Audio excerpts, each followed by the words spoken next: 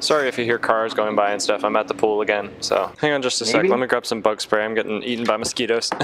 Okay. You didn't design this dungeon? No, this is not designed by me. It's called the Sunless Citadel. Just introduce me to your character a little bit. Me, Krelnok. Me, strong. Me, good smash thing. Me is good fight. But me dumb. Is that the character voice you're going to use? Maybe. I might evolve the voice a little bit, but it's going to be generally doing a voice every time. All right. So you are on a long road away from the village of Oakhurst. Basically, you're headed towards these nearby ruins. There's this goblin tribe that has just infested these nearby ruins, and they're called the Sunless Citadel, but no one knows why they're called that. The goblins are called a citadel? No, the nearby ruins, sorry. Oh, okay. The ruins that are there. And this goblin tribe sells a single piece of magical fruit to the highest bidder in Oakhurst every midsummer. And they've been doing this for the past 12 years. So, it's apparently an apple of perfect color, right? According to what you've heard. And it actually heals anyone who suffers from illness or disease or sickness, anything. And sometimes the villagers plant the seeds and to try and grow more. And when they germinate, they produce a twiggy mass of twisted stems, right? But after they reach about 2 feet, they're stolen. These saplings are stolen every time. The villagers assume that the goblins steal it back. That they send out thieves to ensure that they only have that fruit. And you're interested in finding out how these goblins could ever possess an apple like this. And you want to find the tree from which this apple comes from. Maybe I can be trying to... And I can be trying to get the apple. And you just want to find this fruit. Just because I'm bad with names. So Oakhurst is the place I'm coming from, and I'm going to this other town named what? It's not a town. It's a ravine. Oh. It's a ravine, and it has ancient ruins in it. Oh, okay. This road that you're on passes to the east of a narrow ravine. When the road gets to the ravine, there are several broken pillars just jutting out of the earth. There's a couple right in front of you that are straight up, but closer to the cliff, the pillars kind of lean down. There's more pillars, and they kind of lean down into the ravine, kind of towards it. And you can see on the other side of the ravine, there's also kind of the same thing, similar pillars kind of leaning into the cliff. And you can see a very sturdy knotted rope kind of tied to one of the leaning pillars on the closest side, and you see that rope kind of draped down into the ravine. This is a super deep ravine. It's not 30 feet deep. Sorry about that. It runs for several miles in either direction, right to left, right? And the average width is 30 feet. But when it comes to the area in front of you, the gap widens to 40 feet wide, and it plunges down, and it's super deep. You can't even see how deep it is because it's so dark. So what do you want to do? Well, I guess I would just grab the rope, not really paying attention much to the scenery, and just start sliding down or rappelling down, I guess. Rappelling? Would you say that you do this cautiously or just kind of just doing it urgently? Okay. He just kind of does things. All right. Make me a dexterity check. Oh, cool. All right. So maximum is 20, minimum is 10. Generate. Minimum is 1. 19. Minimum is 1. Yeah, minimum is 1, I said. Oh, I thought you said 10. No, I said minimum is 10, max 20. I got a 19. Okay, yeah, you're good. You crawl down that thing. I fly down that thing. Yeah, you finally get to the bottom of the rope, and you land on rough ground. This is rough terrain right here, and this is a ledge that kind of looks out over this huge mass of darkness below you. It's a wide ledge. You have some room to move on this. But as I said before, it's kind of rough. There's debris everywhere. There's animal carcasses everywhere. And you can see a stairwell. It's at the far end of this ledge.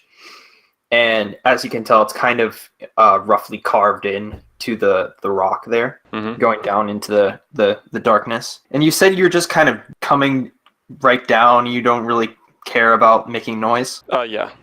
Very haphazardly. Well, 3 giant rats come out of the rubble and attack you. So roll initiative. Okay. So that would be another d20, and you're gonna Alright. add your. It should tell you what your initiative is. There it is. So Yeah, next to hit +1. points. There you go. Got it. So Okay. whatever you roll, just add 1. What did you roll? 7. Okay. All right. So these rats are gonna go first. Mm-hmm. One of Makes them. sense. I was getting off a rope. Yeah. One of them is going to lunge at you and try and bite you. He will miss. He will completely miss. Another one. To the ravine. No. I wish. Another one's going to try and come up on your leg and try and like bite your ankle. And he also is going to completely miss and go under your leg. And then the third one, he just kind of like flops over and does nothing. So, so much for the disadvantage. yeah, you these rats have the advantage and just completely freaking do nothing. All right. So now I get to respond. Yes, go ahead. All right. As soon as Krelnok realizes that there's a fight to be had, he like makes a giddy scream like "oh!" and then takes out his big club. I forgot to mention the big club that he has. It's on my character sheet, but that might have made it a little bit more difficult to get down the rope. But anyway, apparently he made it down. That doesn't matter. You have a pack. You can put it in your pack. It's fine. Okay. So he whips out his giant club and smashes completely tries to obliterate and squash the rat that went like underneath his leg with his like 70-pound wood club or whatever. Why is it 70 freaking pounds? I don't know. Krelnok's a big brute. So this is two-handed, bruh. What is a giant? I've never heard of a giant wooden club. Is your character proficient with a club? Yes. Okay. You get a +7. Okay. Roll the hit and tell me what you get. I got a 9. Okay, so +7, that would be 16. Yeah, that's gonna hit. Alright, so roll for damage. It's 1d8. So change the number from 20 to 8, and then do that. I got a 7. Holy. Yikes, dude. Did you hear that? Yeah. I'm getting rained on. I rolled a 7 out of 8, so I expect to utterly squash this rat. Yeah, no, you killed it. Yay. Oh, so you can only carry so much. Okay, I understand. I can only carry so much. Yeah, so you killed that rat, and I'm gonna say that you can attack twice. Is that due to my character, like what race he is? It's or is literally it just, because I don't know if your class is able to attack twice or not. I forget which race I am. Oh, I'm a half-orc. You're a barbarian. I am? Okay. Half-orc barbarian. So you can only attack once. Sorry about that. Okay. But I think since for the solo mission, I'm gonna let you attack twice, just because you'll get outnumbered very quickly. Okay. Sounds good. So go ahead and attack again. So what happens to the first rat, by the way? Oh yeah, no, it's just dead. It's like you beat it to death. It's just dead. Flattened in one hit. Yeah. Okay, So now, so you turned around to kill this thing. So like the other 2 rats are behind you. One of them is just laying there. He doesn't care what's happening.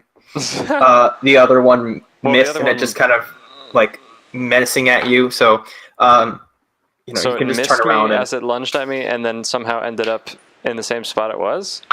Wouldn't it be behind me as well? there you go. Yeah, it totally would. Sorry. Okay. So now I'm facing the other rat. Well, after I smash the rat underneath my leg, then I just turn around and slam. I try to squash the other rat between the rock wall of the cavern and my club. It's just like Yeah. All right, so roll a hit. 11 Okay. plus whatever. Your strength modifier, which is 7. Oh, okay, cool. Or your strength is +5, but you have proficiency, so yeah, so +7. What did you get again? I'm so sorry. I'm lost. It's 11. Okay. Yeah, you're gonna hit it, Roll for damage. +2. Okay. I got a 2. So you're gonna do 4 damage to it. Out of how many hit points? Oh, I can't tell you that, but Oh, it looks okay. weak, man. Okay. But So like it is on its crippled last it, broke legs. a couple ribs, maybe. Oh That's yeah, the- and now it's mad, so it's gonna frickin' lunge at you. And miss again. These rats are terrible, man. They're really bad. All right. The other one, just like not even caring. yeah, the other one that's laying there, is actually going to wake up, and I kind of now want to his just friend like is make hurt. him run away, just like scare him by annihilating the other one so much that he just runs. You can try that on your next turn, actually. Okay. But We'll anyway, see. so yeah, he's going to. His friend is now hurt, so he's going to wake up. He's going to actually attack you. It's going to hit, and that is going to do a 6 piercing damage to you. Boom. Oh, cool. So now you want to intimidate them to run away from you? Well, now that I've been bitten, now like I'm no longer as invincible as I seemed a second ago with not being hit once and just destroying them left and right. So Okay. now I think Krelnok would just be like completely enraged and just like smash the one that just bit him, so the one that's not damaged. Mm-hmm. And hopefully I can take that one out in one hit, and then I'll only have a 1 hit point left other guy.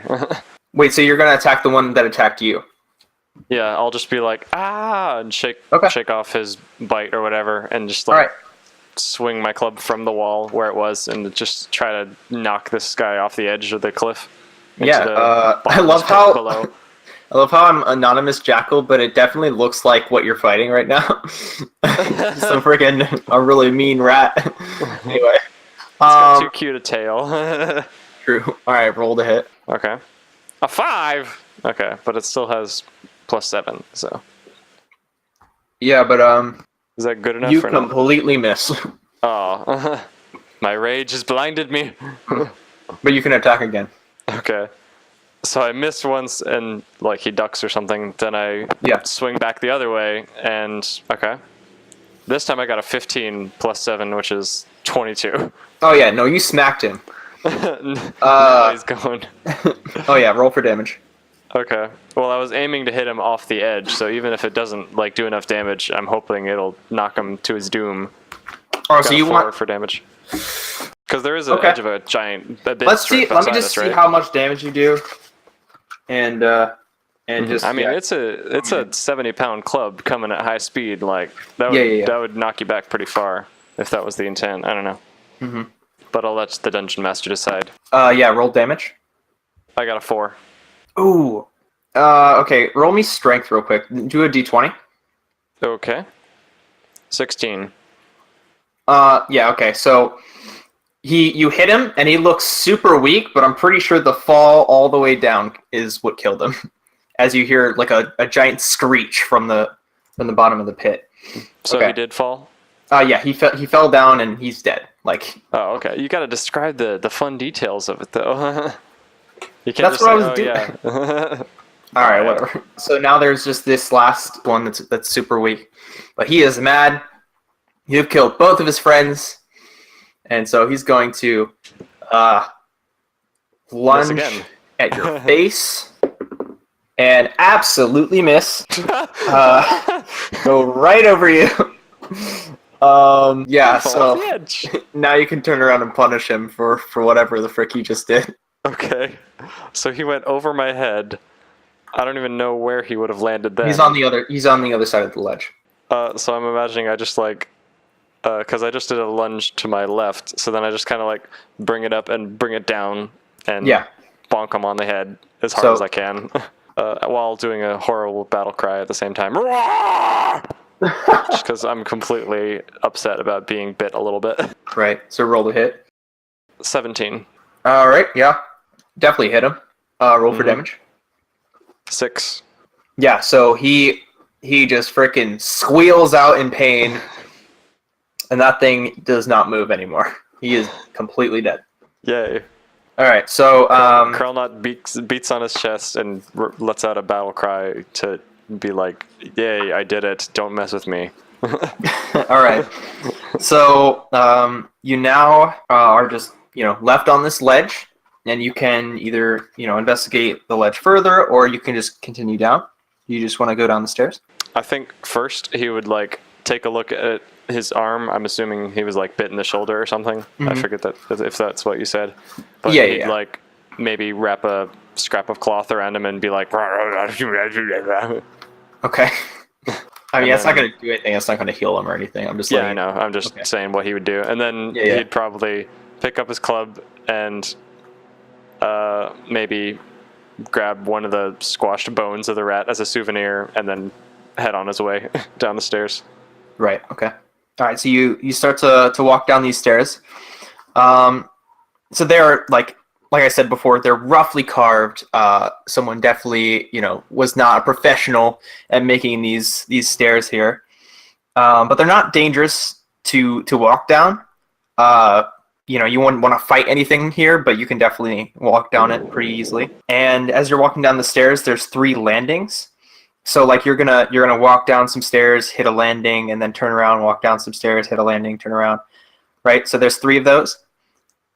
And you can kind of make out a giant structure as you walk down the stairs. You see in the darkness just a massive structure, and this thing is ancient, right? It has been sitting here for ages, and it does look very impressive, but it's definitely long forgotten. Like it hasn't been taken care of regularly. There's no light coming out of the windows.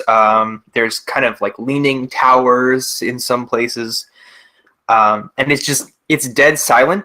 But you do get a hint of it kind of smells like when you visit your grandmother. Like there's some dust and there's a faint trace of decay. So yeah, it's pretty bad.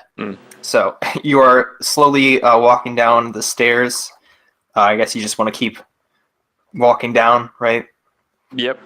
No reason to slow down. Krelnok doesn't care much for scenery. You walk down the stairs into a small courtyard, and it looks like there was kind of like a battlement here. This might have been where defenses were set up for attackers or invaders or something. It is sunk so far down into the ground that it's now like the battlement, the top of the battlement is now level with the surrounding floor ground area, right?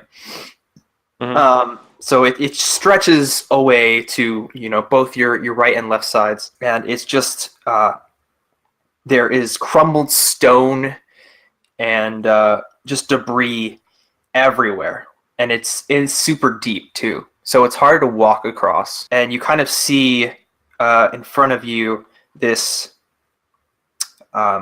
giant structure, and there is a tower right directly in front of you. And there's a door across the way to this tower. So what do you want to do here? You said that the whole citadel thing has like sunk into the ground so far that it's basically level with the rest of the ground? Just the battlement. Just this part. What is a battlement exactly? It's like a defense thing. It's like pretty much just like a wall set up with like bows and like crossbows and just different like defense mechanisms. Gotcha. Okay. Things like that. So that is sunk into the ground. So yeah. So and then the ground in front of it is kind of hard to walk on. You can attempt to walk across it, or you can just kind of look around and see maybe if there's a safer way to cross. Yeah, Krelnok doesn't care. He just goes for it. Okay. Yeah, you immediately note that it's very unsteady. It's very difficult terrain. So make me a dexterity check. This is going to be acrobatics. All right. Dexterity as in max D20? Yeah, D20. Any check, let me just put this out there. Any check or initiative roll or attack roll, D20. Okay, it's a 5. Oof. Oof indeed. Oh my gosh. Thank God for your acrobatics modifier. You aren't able to move through it, so try again. You can't pick up your feet and move. Do I fall, or do I just kind of like... No, you're just kind of fail? like not really pushing forward through it, so you can try to move forward again. Okay. So just make another check. So I get upset at the rock I tripped over, and I kick it. You kick it. I kick the rock that I tripped over to show the rock who's boss. Then I try again. Okay. This hold time I on. got a 12. No, hold on. Okay. We need to have a consequence for this rock that you just killed. or freaking kicked. What? Not killed. Freaking. Okay. Okay. Since you're such a low level, I'm not gonna make you take damage. But you do trip and fall prone, and you have to freaking get up. Okay. No, I know how to do this. Roll an attack roll on the rock. Oh, okay. I got a 5. Oh yeah, no, you trip and fall. Okay. But not, you don't fall through anything. You're just kind of like there on the ground before this massive mess. So you just kind of get up, unless you just want to lay on the ground.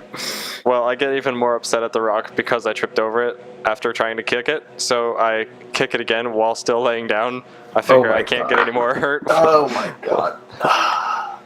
What, is this rock sentient or something? EJ, no, but the world is frick. Wait, the world is sentient? No, You you're taking your anger out on the rock. Alright, fine. I know, this is Krelnok's character. You can He's an idiot. kick the freaking rock, EJ. Now get up. Okay. Fine. Or you don't have to get up if you don't want to. You can just lay on the ground, and that'll be the end of the session. Fine. No, I'll get up. Okay. So Alright. I try again to get across the unstable terrain. Okay, so yeah, what was your roll? I got a 12. You finally start to traverse across this mess here.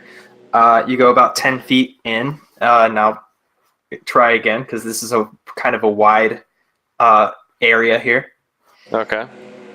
This time I got an 18. Okay, yeah. No, you make it across the rest of the way. Okay. So you're just kind of walking right through the middle, right? Mm-hmm. Okay, so make me a perception check. Okay. No, because you didn't actively look for... Hold on. For, like, noticing things that are jumping out at me, I can notice that passively, can't I? Yeah, what's your Have to be looking passive for perception? something. I don't know. Oh, 12. Okay. 12? Yeah. Passive perception is 12. You, as you're walking across this, you step on a trap door, and the lid flips open, and you fall right down into a pit. Oh, okay. Yeah. How deep is the pit? Do I get hurt? You don't get hurt. So you fall down into the pit, and you look around, you see 2 skeletons. They're goblin skeletons.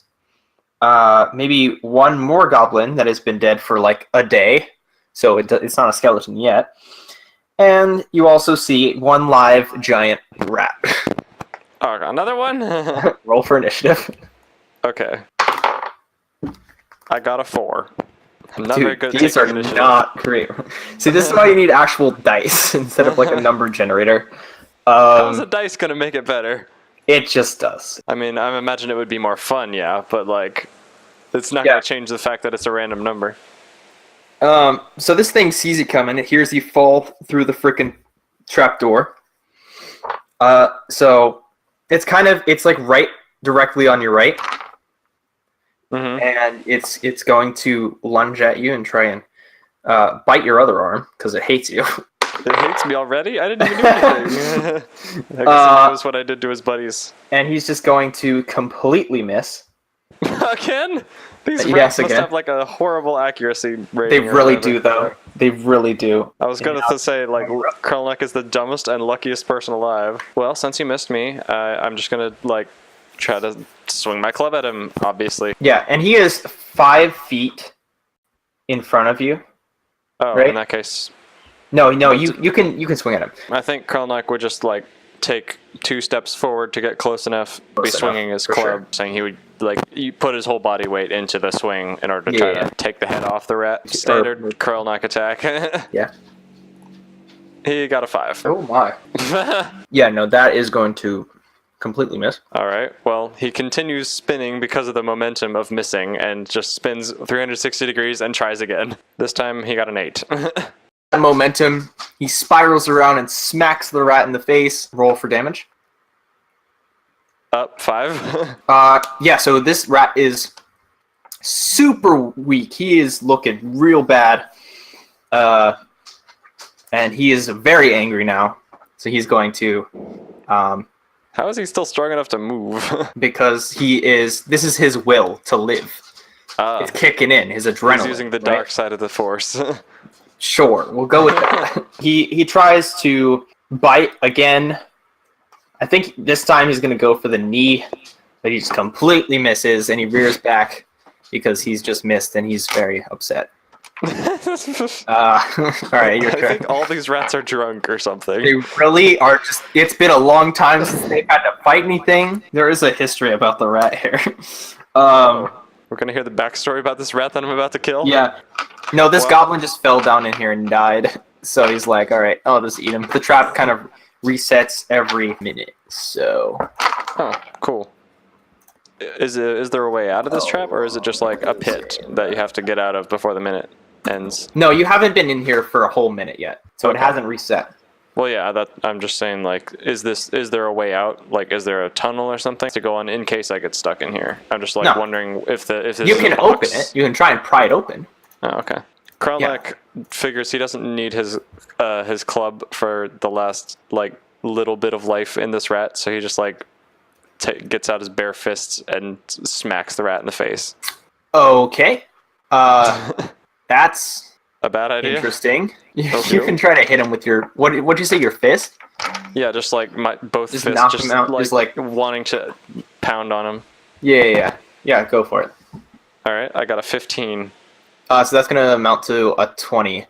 So yeah, you definitely frickin' smack that dude. Okay. Do I need to roll for damage as well? Or? No, he's dead. It really doesn't matter what you roll. All right, so now I just take a moment to feel satisfied with my victory, and then I like look around and I'm like, oh, well, this is boring. It's just literally a box. Okay, I guess I'm gonna climb back out. It's not a box. You do have the bodies, so you can inspect the bodies if you would like. But you know, I don't know if Krelnok would be interested in looking at the bodies. I doubt he would. Like, if he didn't kill it, I don't know why he would be interested in it, unless, like, he saw something shiny or interesting. I don't know. Yeah. So, yeah, he just kind of ignores it and, like, tries to climb back out of the pit with his club. Yeah, just roll me a strength check, just to pull yourself out. 17. Yeah, so you pull yourself out, and, you know, now you know that this frickin' trapdoor is here. You want to just kind of walk through the door into the tower. Mm-hmm. All right, so you walk in, and this is it's a circular area. It's a circular tower that you just walked into.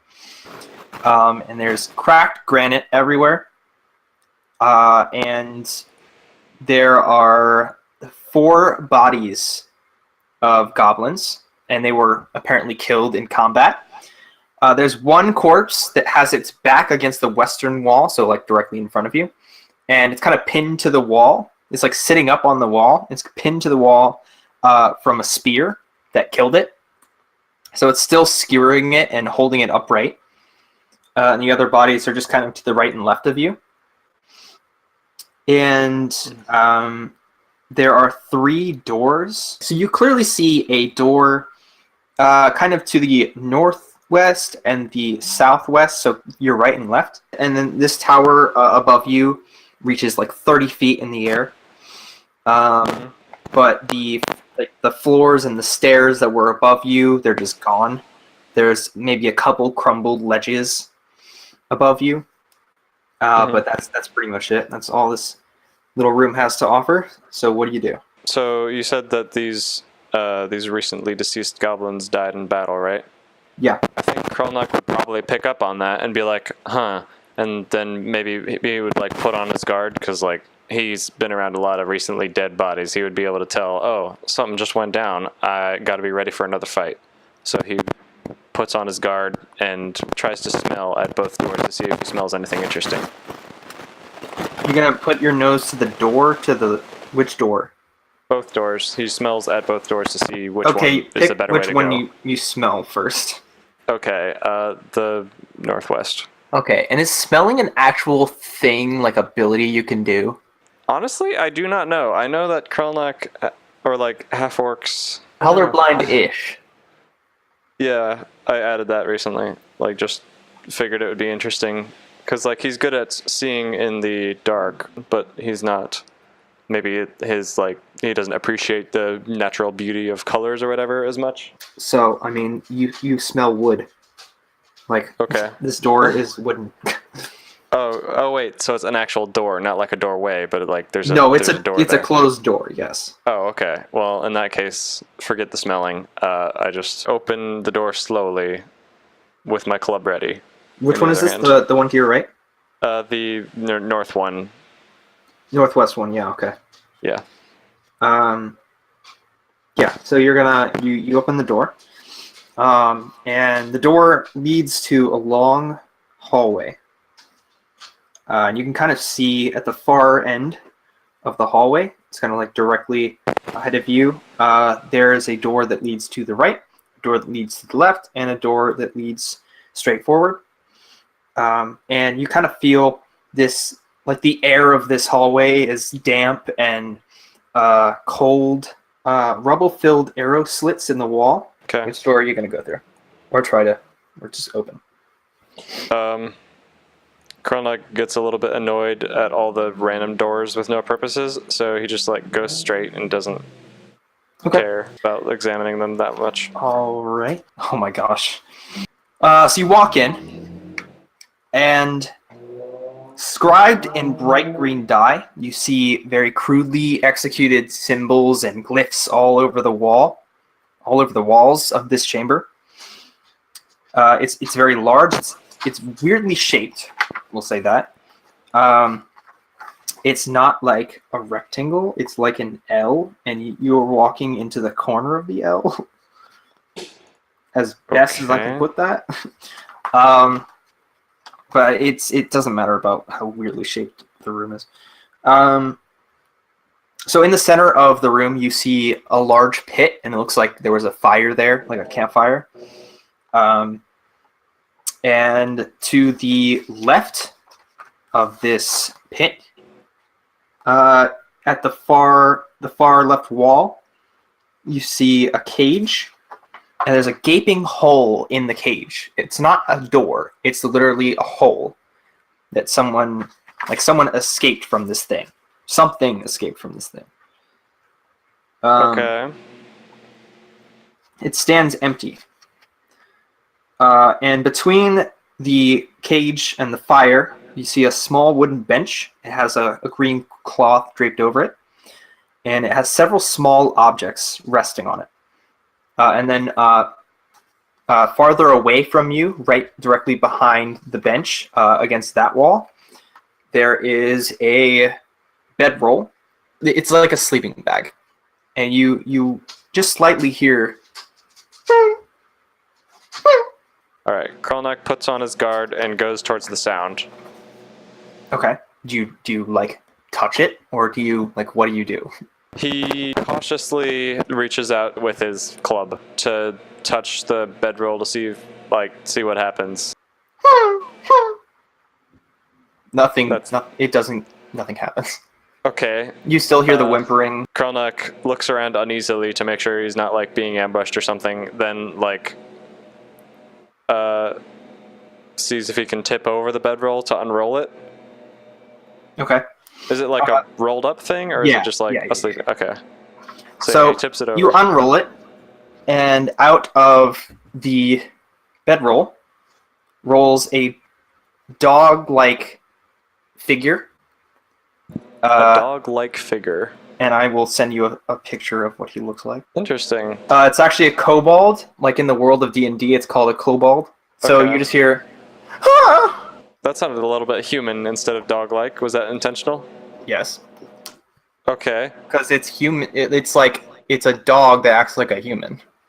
Okay, so it's a sentient dog. Okay. Krelnok goes, "Ah, who be you?" He's like very startled, holding his club out, ready to fight, but like not exactly sure what the deal is. Meepo don't know. Okay. Also, you need to talk in Krelnok voice. Yeah, I know. I'm trying to figure out what the heck he would say. I don't even know how he would respond to this. He's kind of a fight people rather than a make friends kind of dude. So like, I'm trying to figure out if he would just like attack or like he hasn't been threatened yet. Why are you in bedroll? Meepo's scared. What happened? The clan's dragon. We lost it. The wretched goblins stole Calcrix, our dragon. Who Calcrix? Meepo don't know, but Eustrail does. Meepo take you to meet Eustrail, our leader. If you make nice, you get safe passage if you promise to make nice. Maybe if you promise to rescue dragon, Eustrail make nice to you. Answer questions. Make nice? Okay. Meepo would like to redeem himself. Lead way. He perks up and starts to where his bedroll was. Right to the right of it, there's a doorway, and he kind of leads you out into that doorway. You walk down a long hallway. You're just following him, right? Okay. Mm-hmm. Are like you're following him into this doorway here? Yeah. Okay. So he's just walking down this passageway. Randomly, he just shouts, "Ticklecorn! Ticklecorn!" Krelnok gets out his weapon and is like, what? Expecting to be betrayed. What ticklecorn? Meepo just making sure you make safe. Krelnok still holds out his weapon, but nods and continues to follow. Okay, so he's continuing down the passageway. He's just randomly shouting this. And to be honest, because you don't understand Draconic, I shouldn't have said that. But I'm just pointing that out. So that was my bad. So he continues down this passageway, and you turn to the right. He takes a sharp turn to the right because it kind of ends. You walk a short distance from there, and you enter into what appears to be a throne room. And there's a short throne that stands near the west wall to your left as you enter into the room. And it's kind of constructed of like fallen bits of stone and masonry. It's just kind of stacked against a really old altar. And on the top of the altar sit a variety of small things. You know, the portion of the altar that serves as the throne's back features a carving of a rearing dragon.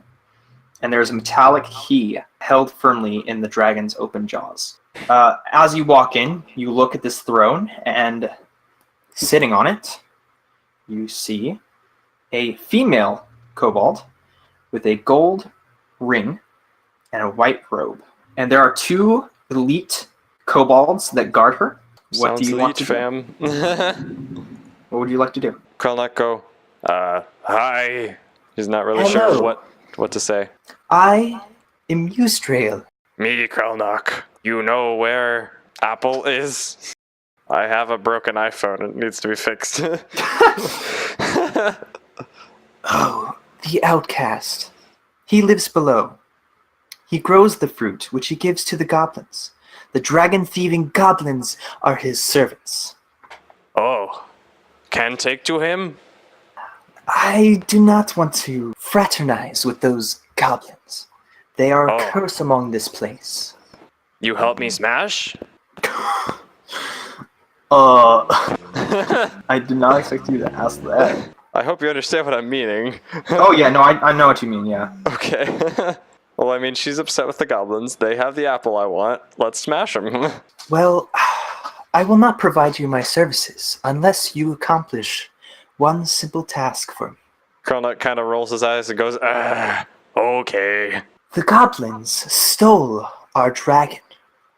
If you return Calcrix to us, I shall grant you your reward. Meepo can accompany you if you desire. Krelnok kind of perks up a little bit and is like, oh yay, I get my reward. And he goes, sound good. Where find?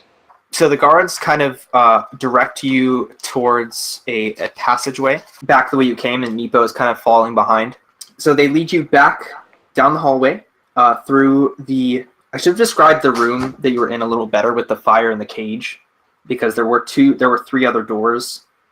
four other doors in that room. Mm-hmm.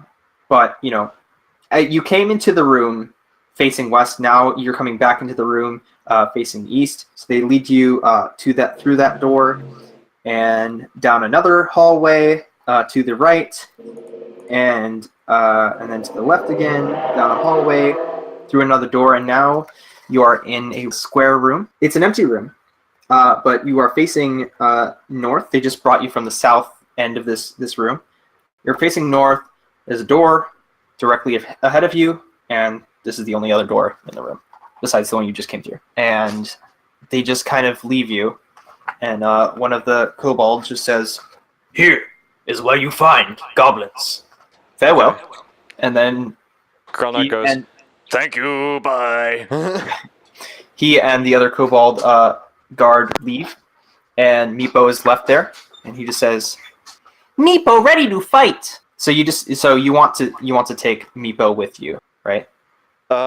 Sure. Yeah, I want as much help I can in smashing my enemies and getting the job done, I guess. If he's not killing me, I'm like, okay, sure, whatever. Krelnok goes, "Yay, let's go," and like raises his weapon and charges through the door, expecting Meepo to follow. You go right through this door into another square room. So you walk in. There's dust and odd bits of stony debris and rubble scattered on the floor. And to the east wall, on your right, you see an ornate fountain, and it's kind of built into this wall.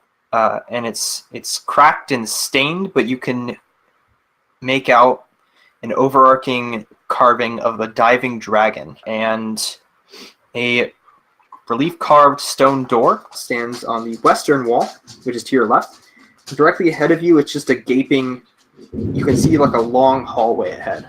So, is there water flowing through this fountain, or is it just kind of? No, a thin layer of scum kind of coats the basin, but it's dry otherwise. Oh, okay. There's no water running through it. Krelnok just continues walking forward, trying to sniff for goblins, seeing if he smells anything stinky, and just keeps going forward along the hallway directly ahead of him. Are you hoping to track, like, whatever is ahead? So as in, like, finding creatures? That's basically what he's trying to do, yeah. He's trying to find the people that have the thing. You walk forward into this hallway, and this section of hallway has 6 doors, and they're all kind of slightly open. And the area just smells musky, this entire area. So perception check. So do I do a roll 20 for that? Yeah. Okay. Any I got check. a 2. Wow. You have no idea what the frick this is. All right. There's just 6 doors here, and they're kind of open. Okay. That's all that it is. All right. Krelnok kind of like walks by the doors and takes a quick peek through the crack of each as he's walking by, but he's kind of like going towards the door at the end of the hall. Make me another perception check. All right. This time he got a 19. Okay. So he had no idea what the heck he's doing. Now apparently he does. So you just see clearly, right? Like you can I can kind of see in the dark up to 60 feet away. Are you cautiously looking around, or are you just kind of? Well, I am prepared for a fight, and I'm looking for people to fight, basically. So yeah, I'm definitely like not tromping around at high speeds really loudly. I'm just kind of like walking around. You can kind of make out in the dust some tracks that were made by rats and some by like humanoid-like, just humanoids. Survival check. I got a 2 again. Yeah, okay, so freaking, you can't tell how long these have been here. You continue to walk down the hallway. Where are those tracks, by the way? Are they in one of the doors that I was looking in, or are they? They're cells. Shouldn't have said that. They're in these rooms these doors that you're looking into. Okay. You know it's cells now. I'm just gonna tell you that it doesn't really make a big difference. But normally I would just I would keep that from you until you figure out what it is. Oh, okay. I see. So these are all cells to the right and left of you. There's 3 of them on each side. As you walk through, you notice On your left, the first two on your left have abandoned giant rat nests, and then the last one on your right has a nest in it as well. So you can investigate further, or you can just continue down the hallway because the hallway continues to extend further past the cells. Oh, it does? Okay. Yes. Well, in that case, Krelnok just kind of continues. You walk in, and at the far wall, you see another dry fountain carved with the same diving dragon, and there's a faint rotten stench that pervades throughout the room. And this cobblestone floor contains 2 trapdoors that are blocked open by iron spikes. The first one right in front of you, directly in front of you as you enter the room, and the other one to the left, on the left side of the on the fountain, like right in front of it. Krelnok thinks it's weird that there's random trapdoors there propped open, so he takes a quick look down each of them. Okay. Because they're propped open, but he doesn't touch them. The one closest to him first, then the next one. Okay. Unless he sees something really interesting in the first one, in which case he wouldn't move yet. So these are traps that were jammed open. It's just a deep pit. And you look at the other one. It reveals a 20-foot deep pit that contains only rat bones and like little metal bits and just filth. Is this metal spike that's propping the door open, is that attached anywhere, or is it just kind of like free and takeable? No, because if you grab it or take it, it's gonna close the trap door. Yeah, but like, it's just a free piece of But metal, right? it's not a like attached to the door spike. or something, like the end of a spear or something like that. No, it's not. It's not like a weapon or anything.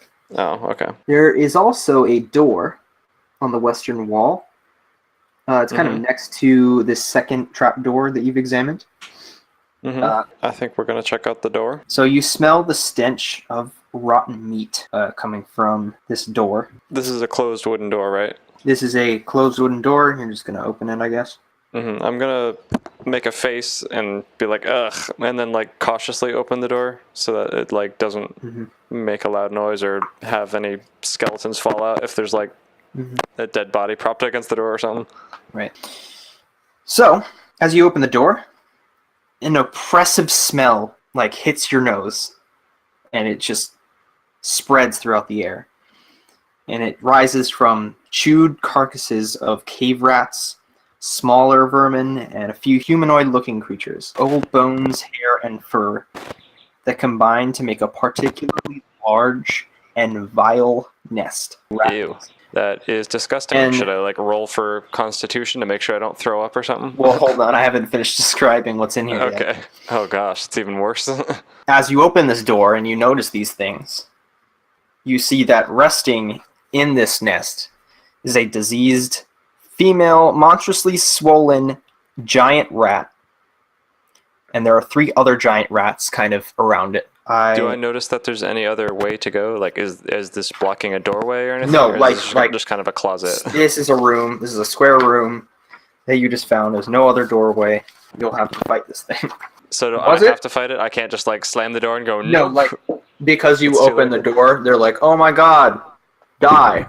Well, I mean, they are rats. They don't know how to open a door, right? If I like close it again, so I can just like close it before they do anything. I'm already like rolling initiative because they're gonna attack you as soon because you don't see them until you're like all the way in the room. I didn't go in the room. I just opened the door carefully. Remember? Because I was specifically trying to make sure that like dead bodies didn't fall out or anything. So I was like carefully opening it up, ready to slam it if I needed to. We'll have to do a check next time. Oh, we could do a reflex check or But I something. mean- I don't know. When we return? What do you Yeah, mean? because for right now I gotta leave. And Oh. when we last left off, if you're just trying to be cautious here, make sure that they don't notice you.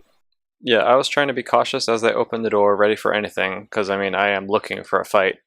So I don't want to like alert anyone if I'm like barging through doors. I don't want to like let anyone know that I'm about to be there. I would rather get the element of surprise. Roll me stealth then. So roll d20 and then add 1 to it. Okie doke. 7 + 1. Not terribly stealthy. Yeah, that is not gonna do it. They're gonna notice you right away. Okie doke. So roll for initiative. All right. I got a 20. Do you actually? I got a 20. Yeah. boy, you're getting 20s on the wrong things. Exactly. Okay, I am as ready as you possibly can be ready. Pretty much. So you are going to go ahead and go first. So what are you going to do? Me and Meepo are fighting these 4 rats. Oh my god, I forgot about Meepo. Obviously, I want to fight them because I'm stuck in a fight with them now, huh? They've noticed me. They've done something. Can I close the door? Like, I mean, I've known if they've noticed me, but can I close the door? Like, can that just be my move? Just like close the door and. Well, see, here's the thing, because you are like right up against these guys, and you're within 5 feet of them. Oh, I am? Yeah, this is a small room, dude. It's not spacious. When you're within 5 feet of someone, and you like someone that you're fighting, and you move away from them, that provokes an opportunity attack, so they can attack you for free. That doesn't sound like a good tactical opportunity then. No. Now, what you can do is use a bonus action to disengage, which can prevent that. So disengage would just like prevent it. Okay. So my bonus action is basically movement without the chance of being attacked? No. So disengage is like if you blinded them for a second and then you're leaving the room, closing the door. Is that what you want to do? I can do that? How exactly does this make sense, though? Oh my gosh. I'm trying to explain disengage in the least complicated way possible. So it's like they're completely stunned for a second and I can just move for free? No, you can move away from them. Yeah, that's what I mean. But like... Well, no, because you already have your movement. So your turn is an action, bonus action, movement. So you say I can't use my regular movement because I'll get opportunity attacked. But if I use my bonus action instead, then I can move for free. Right. In that case, I would definitely like to use my bonus action to try to slam the door as quickly as possible because I hadn't really like walked into the room yet. I just very unstealthily opened it and was like, oh, do I have to roll for that? No. Like you just walked out the door, you realized that they were there, you were faster, you slammed the door. They can't get out. If they could get out of the door, they would have gotten out by now. So you're fine. Okay, cool. Yay. Crisis averted. Jeez, Meepo is not the best soldier. I'm going to tell you that right now. I was a little concerned when you said Meepo ready to fight. I'm like, he's been so kind and cuddly. Why is he ready to fight? So we're back in that room with the one door on the left and fountain and stuff. Yes. Okay, which door have I already gone through? Or like which one would had the rats? Can I go through the other door that I haven't gone through yet? Oh no. Okay, so the room you're currently in, you've gone through every door you possibly can. So Oh, okay. Well, I guess I'll go back then. So back south through like past the cells. So you're facing south now. So now there's a door on your right after the cells. Mm-hmm. You want to just go through that one? Yeah, sure. Well, can I open that one carefully too, like in case there's more enemies beyond that one? Yeah. Go ahead. All right. You head through this door, and you see a long room ahead of you. At the far end, you see like a half wall. It's like a 2 foot long or 2 foot tall wall, and between you and that wall, there is a bunch of spikes. And there's about, I'd say, 20 feet between you and the half wall. And you can also see like kind of a small room behind the half wall, but it doesn't look like there's any traps beyond that. Okay. So is this like a chasm with spikes at the bottom, or is this just like spikes on the ground? Literally spikes on the ground. Yes. What kind of spikes on the ground? Are they like foot-long, just shards of rock? Are they metal? What exactly is this? They're metal spikes. They look like, imagine like a bunch of bear traps on the floor, except they're just spikes sticking straight up. They're like the teeth, just sticking straight up, you know? Mm-hmm. How densely packed are they? Is it like possible that I could step through them, or is it like you're definitely going to step on them? You can definitely try and attempt to step around them. Okay. How likely is it that I'm going to get hurt if I do that? I cannot tell you that as a DM. Okay. Well, I'm just saying, you can do a test to try and move through it. Well, yeah, but I don't want to do something that would be tactically stupid. I'll tell you if it is. Hey, are you sure? You know. So the only way, or like the only thing in this room is that room on the other side of the spikes? Correct. And there's no other way to go. Okay. Is there... so the door that we used to come into this room, it was like a regular wooden door like the rest of them, right? Yeah. Actually, what am I talking about? Krelnok's too stupid to think of like that. I was saying maybe I could like just bash that door off its hinges and use that as a surfboard, kind of like to walk across. the spikes, but I'm not opposed to that idea, actually. yeah, but Krelnok's way too stupid to think of that. Maybe if Meepo thinks of something like that. He'd be like, I smash, you know? That's true. Maybe he could. Okay, the only way he would think of this, Or the right way the first time, you just smash through it. the only way he would think of this is if he first tries to use his club on the spike. Like you said, they were metal, right? Okay, maybe he can try to use his club on the spikes, and like when that doesn't work, maybe he figures out a better way to do it. Make me a weapon attack. Okay, 7. That thing bounces right off the spike. Just like, chink.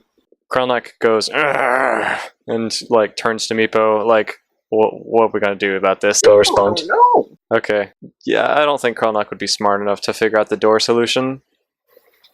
So he'd just he'd kind of retreat for now. Maybe he would come back to it later if something like sparked his attention, or like if there was a very obvious. Investigate further. So it's possible to walk through it, right, without getting spiked.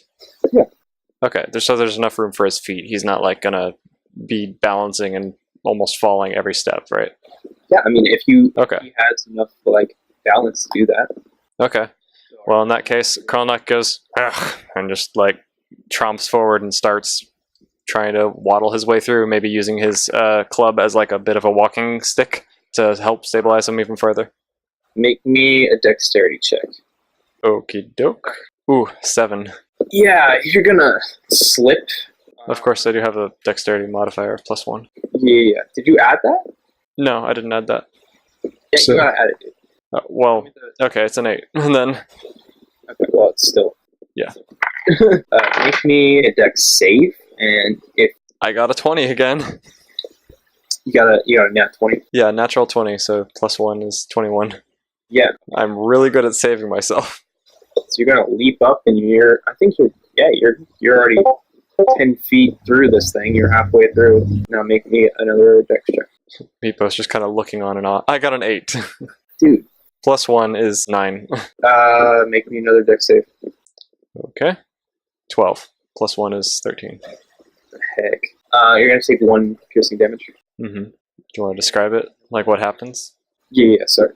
So you slip and you try to regain your balance, but your kind of ankle gets like caught on one of the spikes. Oof. Mm-hmm. But you managed to pull it out, and you still have you haven't really like gone that far. So just try and just make another dex. Okay. This time I got a 17. +1 is 18. Yeah, you finally make it past all the spikes. Now you are right in front of the half wall. Meepo's kind of trotting about. Is he able to like I don't know what kobolds are capable of, but is he able to like kind of scamper along the wall or something, or like get through him without having to get in danger? No. I mean, he's pretty much as capable as you are. Oh, okay. I mean, he might be a little bit more dexterous, but that's pretty much it. Mm-hmm. Is he planning on following me without saying anything, or should? Yeah, he is. Okay. You can kind of make him pull back if you want. Yeah, Krelnok will just kind of be, or like he'll notice that Meepo's like wide-eyed, like, "Holy, you just did the stupidest thing ever," and Krelnok's like, "Wait there," and he goes into this little room. Make me a persuasion check. So I got an 8. +2 is 10. Yeah, he's gonna be like, Meepo, wait. Okay, so you're up against this half wall. So what are you gonna do here? I go over it. You're just gonna jump. Are you cautiously crawling over this thing, or are you just jumping over it? Well, I mean, it wouldn't really require that much effort to just like put one hand on it and then like lift one leg over and lift the other leg over. Okay, That's probably what I'd do. Perception check, real quick. Okie doke. Is this a passive perception or an active one? This is. Well, I guess it's passive. You know what? You're right. Yeah, it's passive. So as you put your arm on the half wall and you start to like pull yourself over the side, you see 2 little goblins just sitting there behind the wall. All they've heard for the past 2 minutes is just noises and grunting and they are terrified, but they look up at you, and they immediately try and attack you. Okay.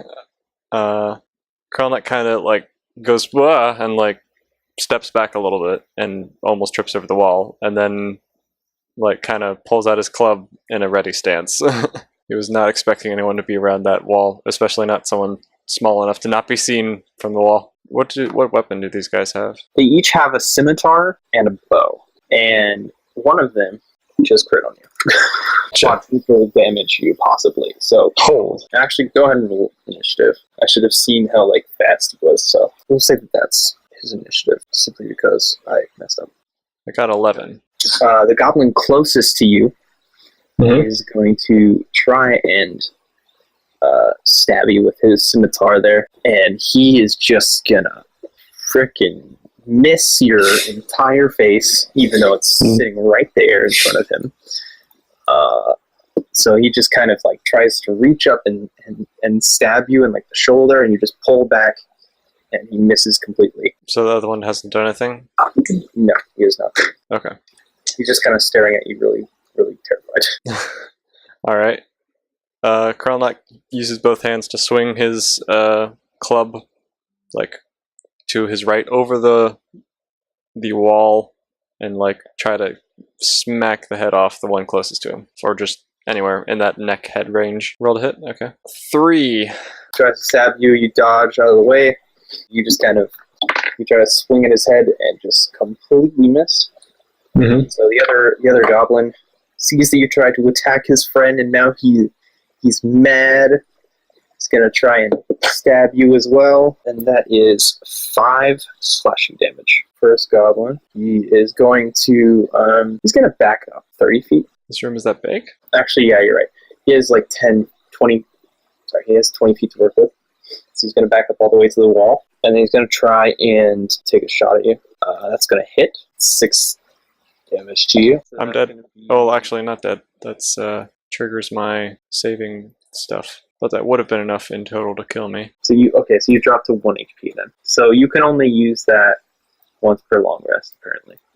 In a normal campaign, I would just let you be unconscious until your friends can save you. Well, that's no fun. You have to have actual consequences if you do bad enough to die. Oh yeah, absolutely. Like, all of you can die. If the whole party dies... If a character is damaged enough to die, shouldn't they die regardless of what happens in the rest of their stuff? That's just how this works in D&D. Okay. It's a good dungeon for a party of level 1s. You are by yourself. Oh, this is true. This is a little difficult. But you did leave Meepo behind, so... Well, I didn't expect there to be a fight. I thought this was just one small room over here. Well, why'd you think there were defenses set up? I didn't think there were defenses. I thought it was just an obstacle. And I wasn't really thinking in general. This is Krelnok being stupid. He knocks you to 1 HP. So now it's your turn. Wait, you forgot that I can attack twice. Dang it. Did I really? Yeah. So I should have been able to attack again instead of just missing and not having anything to do. Now that this has already happened with the first dude, we can just say I attacked the second guy instead. Yeah, and... So I should just say I tried to swing at the first guy and missed, so I swung at the second guy and see what happened. Didn't work too well. I got a 5 plus my 7 is 12. Yeah, it's not gonna work. So now it's my actual turn. Right. Now Krelnok is severely hurt. Where did that arrow hit, by the way? In like the shoulder or neck is where I was imagining? I want to say the chest, because that was a heavy blow to you. Okay, let me just move this blood real quick. So only the second one is near me now, right? Right, so the second one is still close to you. The first one is backed up with the bow against the wall. So Krelnok swings at the one that's closest to him first in like a blind rage, because now he's like, I've been injured very badly! And he's like completely upset. So in a fit of fury, he swings really hard at the closest one to him. I rolled and I got a 3. Krelnok is having a bad day. He really is. Was that your first attack? That was my first attack, yes. So it's a swing and a miss. Goes right over this little goblin's head. He's probably peeing his pants by now. Terrified. Okay. But he's hurt you, so he's feeling just slightly proud. Krelnok realizes that like he's in a bad spot, and like if he gets hit one more time, he's probably in big trouble. So his next attack is actually slightly smart. He like he's just swung down with his club and it hit the ground or whatever, and he missed like an idiot. So now he tries to swing the club up from the ground. Well, like kind of up, but like in a sweeping motion in an attempt to hit the second goblin that's closest to him and hit him with enough momentum to send him into the other goblin. So it'll hopefully like knock one goblin into the other and kind of disable them for a second. Well, that's the plan. I'm just saying. I don't know how that'll actually work out. You're going to need to roll the hit first. I got a 13, plus my 7 is a 20. Yeah, that'll hit. Okay, finally. He actually did something. So make me a strength check. Alright, strength check. Oh, I got a 2. So you hit him, but that's not going to send him too far. Damage is 5. Do I still have a bonus action or movement after this as well? Yeah, you have a bonus action. Okay. And you have movement. Yeah, you smacked him right in the face, dude. He's hurt. But he's not looking too bad. I think you just you left a red mark on his face. That's it? Pretty much. For my bonus action, can Krelnok kind of because he was going across the center of the room, and he's right by the door to that small room or whatever. So can he? There's no door. It's like you walk over the wall into the small room. Is what I'm saying. You walk over the wall into the small room? I thought you were saying there was a doorway into a small room that was across the thing. No. But make me a perception check. I got a 4. What's your modifier? For perception? Is this passive perception or looking for things perception? Never mind, I'll just take your passive. You kind of see out of the corner of your eye, on your left, the wall to your left kind of opens up into more of the room, and then right there's a door that leads out. How close is this doorway to me? 10 feet? So that's within my movement range though, right? Yes. Okay. So... Over the wall, past them, through the door. What? I'm already over the wall. So I'm just kind of 10 feet away from the door, basically. So after hitting the one, maybe Krelnok could realize that he doesn't want to get shot again, so he basically pulls one of the classic first-person shooter things where he gets up against the wall to he goes in just inside the doorway and uses that as cover to avoid being shot by the first goblin. What? I'm so confused. He still has line of sight of you. But it's a doorway to a different area, right? It's a closed door right now. Oh, can he open the door and use the door as cover? Yeah, but the dude's gonna shoot you while you're opening a door. Well, it doesn't take that long to open a door, does it? I don't know how this works. Is there any cover that Krelnok could use? Because I feel like... You can hop back over the wall. Okay, well, I mean, maybe he would do that. I feel like he would try to find some way to avoid being shot by the bow, because he knows that bow is going to be the next thing that hits him, and it would be very bad. Okay. So he'd probably dive over the wall and lay on his back to be below the 2-foot wall.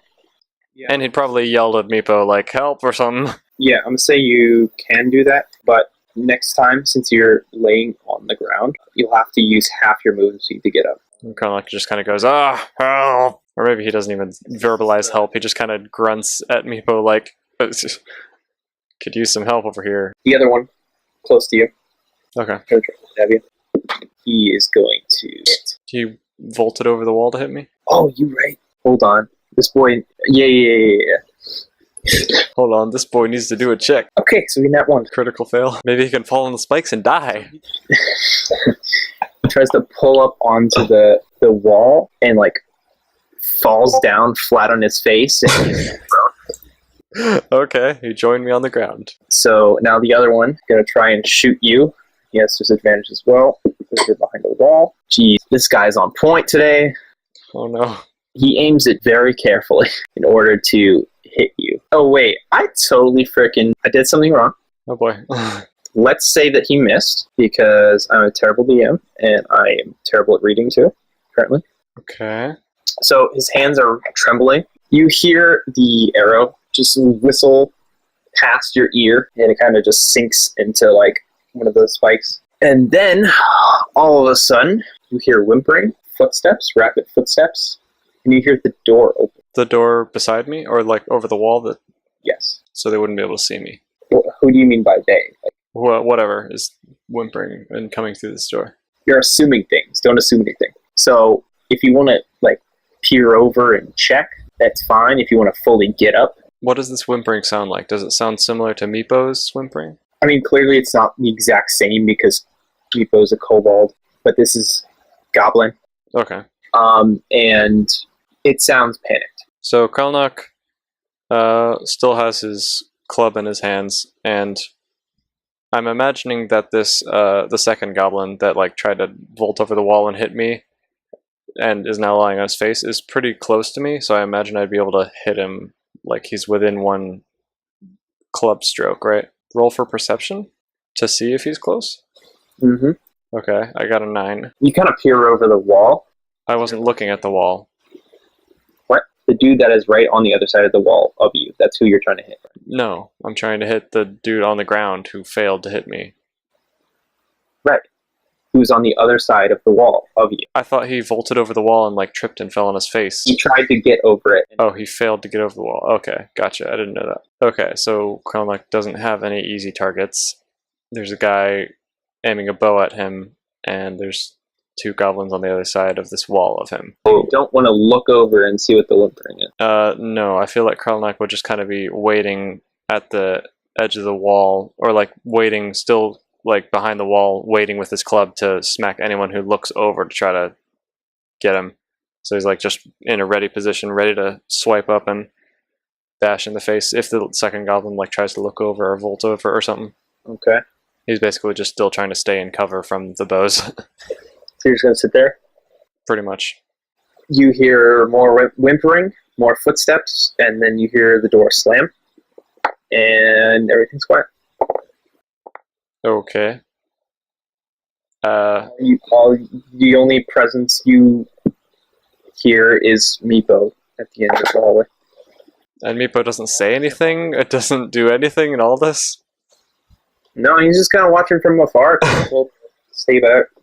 Well, I mean, I called for his help, and he still didn't respond. He didn't even warn me or anything.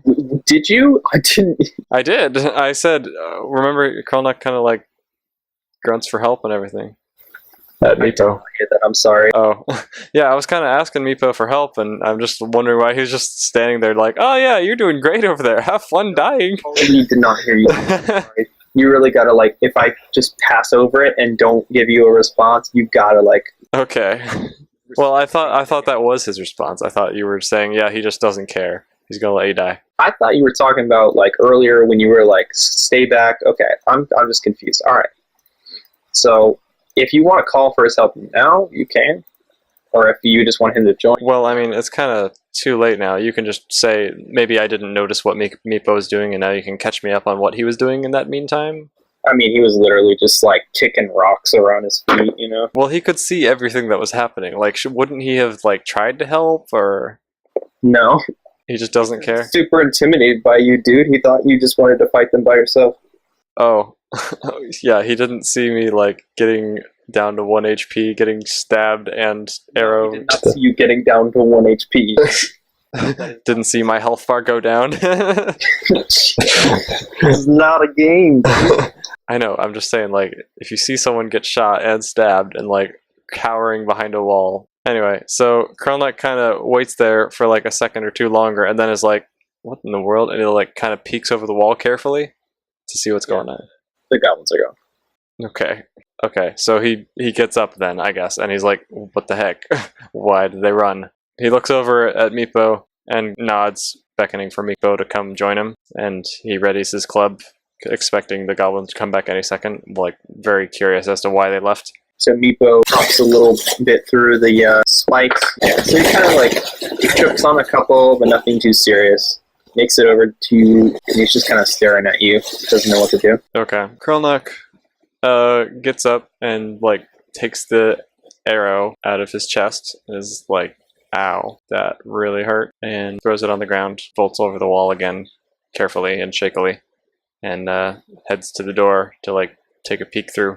I will say, I think before you do anything, you might want to take a short rest here to heal up. How do I take a rest, though? Like, it's not a safe place to... It is, because there's no immediate threat. There's no one in the room that you got to worry about. Okay. I also forgot to mention there's a campfire there. If you want to cook something, but like, Oh, wouldn't I have noticed the campfire like before vaulting over the wall in the first place? Then though, because I would have been like, oh, there's a flickering campfire. forgot to mention it, but it's not like a relevant detail. Well, I mean, it would have been relevant if Krelnok would have been like, oh, there's probably people if there's a campfire right there, or there's probably something. I don't know. I think you got a low roll and it allowed you to use your passive perception. Even if you're like further down the hall, even past the spikes. Like, if you see the light of a campfire, you could tell that there's light flickering along the ceiling and along the walls and stuff. It's out. Oh, it's out. Okay, well, that makes more sense. It's not like... You keep confusing me, man. You're like, oh, there's a campfire, by the way. Oh, okay. Oh, there's not a campfire. Oh, well, okay. Krelnok knows he's beat pretty bad, and he kind of, like, grunts angrily and, like, grits his teeth like, ugh, I really want to fight these people, but I can't yet. So he takes his club and uses it, or like he closes the door and then takes his club and uses it to like block the door so it can't really open, like basically propping the door closed so if anything tries to come, it'll get blocked for now, just in case the goblins go warn their friends and they try to like come back. And Krelnok kind of motions to Meepo that they're going to sit for a while, and he tends to his wounds. Alright, I need you to roll d12. What's it? Oh, okay. I'll make a new random number generator. That's just how you heal up. 12-sided die. I got an 11. So you heal for 14 because you're +3 con modifier. Mm-hmm. So you now have 15 hit points. Cool. How long is this rest, do you say? An hour, 2 hours? Mm-hmm. Krelnok doesn't talk much during it. He just kind of looks salty and frustrated at Meepo, and Meepo's just like, okay, I'll just sit here. Then they get up and Krelnok picks back up his club and like opens the door. You see a long hallway. So there's like a door on each side, and at the end of the hallway, you see it kind of like turn to the right a little bit. Krelnok does the same kind of thing as he did with those other the other hallway with other doors. He kind of like is walking down the hallway, still with his club out, like ready for a fight, because he knows there's enemies around, so he's like constantly on his guard. But he's like taking a peek. Or are these doors open or closed, by the way? Closed. Okay, all of them were closed. There's no like crack to look through or anything. Just assume the doors are closed unless I specify that they're open. Okay. I have been imagining that this Sunless Citadel is like a stone-carved area, so whenever you say a door, I'm always thinking like so ancient that if there was a wood door, it would have been rotten away by now, so I'm always thinking when you say a door, I mean a doorway, but actually a door, it makes more sense considering you've been saying doors for this whole thing. Yeah. Alright. So, Krelnok walks all the way up to the first door and kind of like, well actually, never mind. He doesn't care about the doors. He just keeps walking down the hall. So you get to the end of the hall, you kind of turn to the right, and you come to this like giant wooden door. It's got like a knocker on it. It's got like torches on each side. It looks to be unlocked. Are these torches on either side lit or unlit? Yes, they are lit. Okay. Krelnok, like as quietly and carefully as possible, opens the door, trying to be stealthy. Okay, roll me stealth. All right. 20, natural 20. Yeah, so you slowly and cautiously open this door just a crack. Roll me perception. 12. So you open the door, you look through, and immediately you see what looks like an office.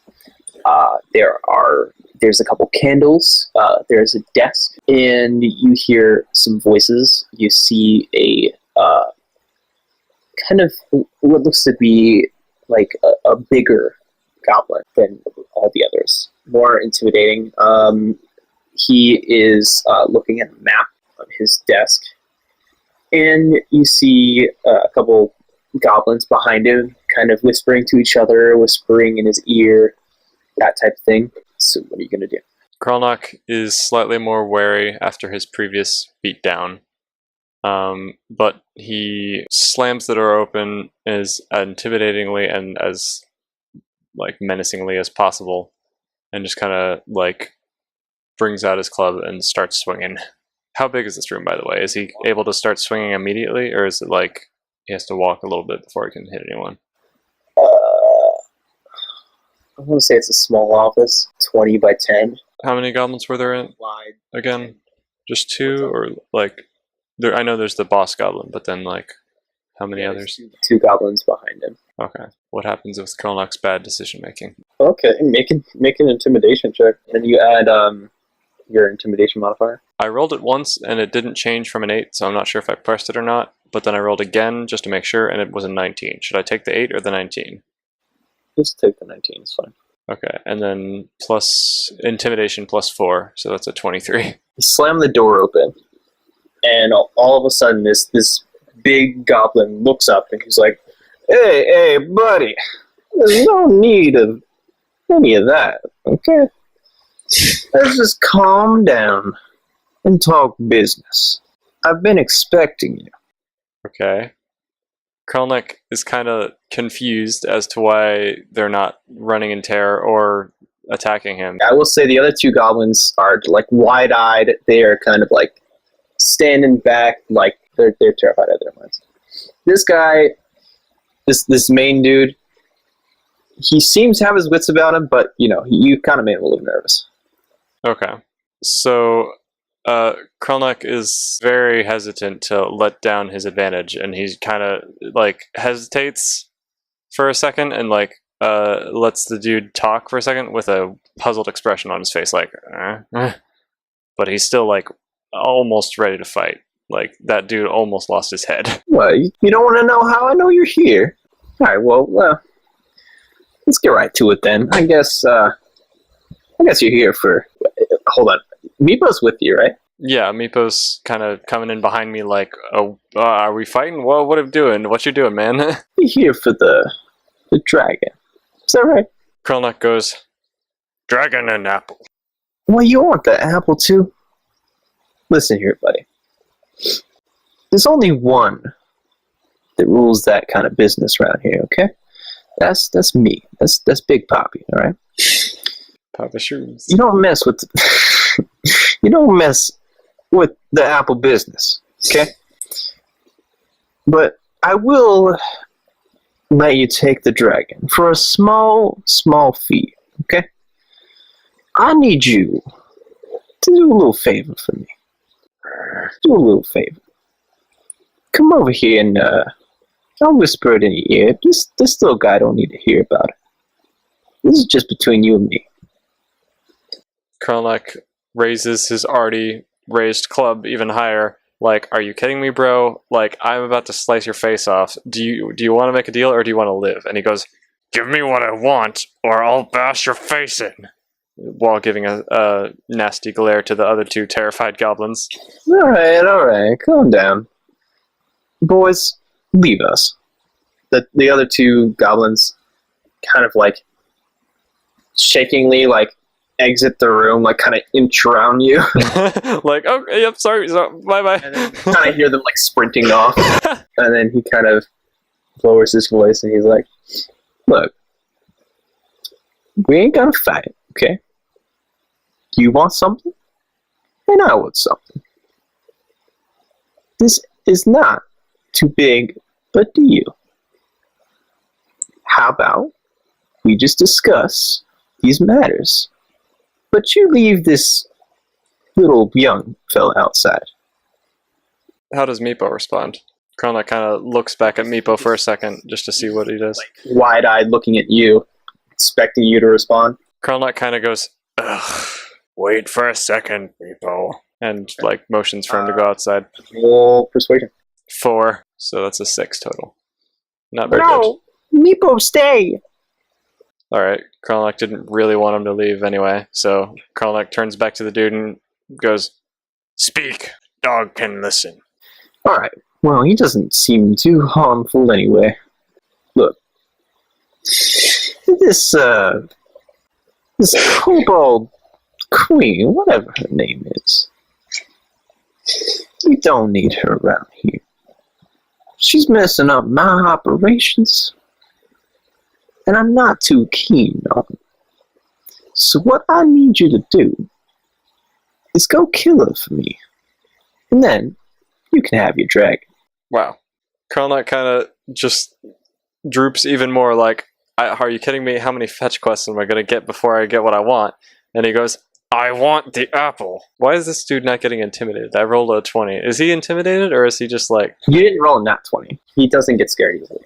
Okay. Look, what's your name? Krelnok. Cronut? Is that it? Cronut? Krelnok, like, leans over the desk and grabs the... Does he have a shirt on or something? Who, the goblin? Yeah. Yeah, he's like sharply dressed, got a suit on. Of course. Why wouldn't he be? I've been imagining him like a politician or like that kind of thing. Anyway, so Krelnok kind of like leans over and grabs him with his non-club hand and like grabs him by the shirt and is like, if you want to live, I suggest you help me. Oh, so it's like that now. Roll for initiative. Oh boy. Alright. 2. Plus 1. 3. I'm getting the worst rolls in the worst times. I get a great roll for something that doesn't matter, and I get a 2 for everything I need to happen. I mean, I guess I am at a disadvantage because I kind of like, I wasn't expecting him to attack. I kind of like wasn't able to attack with my club. I was using one hand to grab him and try to intimidate him. Probably could have worded that slightly better, but Krelnok's just like fed up. Boy, did he roll. Jeez. Great. So I roll terribly and he rolls great again. Yeah. I hope he doesn't call for all his goblin buddies. So he is going to try and swing at you with his fist. Since you've got him by the shirt, he kind of slips and like misses completely. And I'd say you dodged out of the way, so you're no longer hanging onto his shirt. So Meepo's going to try and step in here. Meepo has a little dagger, and he is going to try and stab this dude, but it's not going to hit. It's going to like, kind of go right past his shoulder. And now it's your turn. Krelnok has backed off since like almost getting smacked, and now he has both hands on his club. So he swings his club over the desk, like across the left side of the desk, or the goblin's right, Krelnok's left, and like tries to hit him like right in the ribs. Roll to attack. Sorry, I like lost my breath. Oh, 6. Yeah, it's not gonna hit. Okay. Do I get to attack twice still? Yeah, go ahead. He swings, almost hits Meepo, and then like redirects and like kind of does a downward motion to like hit him right in the head, like straight down on the chair kind of. Meepo's like... Well, Meepo was like trying to stab him, and he was on my right, I'm assuming. So like Meepo was on my right, like across the desk as well, trying to stab the goblin. And then I tried to swing my club from the left, so like it missed the goblin and almost hit Meepo, but like... Oh, I see, okay. Yeah, but somehow I managed to recover and like turn it into a downward motion, like downward to try to squash the goblin's head, or if he moves out of the way, hit the seat of the chair. Roll to attack. Alright, let's hope I actually get a good one this time. 20! Natural 20! Okay, yeah. Give me a sec. Got stuff to do for that. Gotta do some paperwork for that guy. Okay, so you got a crit. Give me a second here. You got double damage. So roll for damage. Okay. I got an 8. Yeah, that is the maximum attack I could do, I guess, at this point. So you try and swing down and hit his head, and he is not looking too good, dude. Does he get like knocked to the ground, knocked out? What happens to him? He gets knocked to the desk, I would say. Like his head to the desk, or? Yeah. Krelnok tries one more time. He like kind of puts his hand on the goblin's head, like pushing down on his neck, kind of, and says again, "Want to help now?" Roll for intimidation. No, that was a 14 plus the 4 intimidation, so that's 18. He kind of puts a finger up, and he's like, okay, all right. Just give me a minute. I'm assuming, do you release your hand off his head? Yeah, I release him roughly, and I'm like ready, but like giving him a second to not die. Okay. He like kind of picks his head up from the desk, like fixes his hair, and then he looks at you and he's like, all right.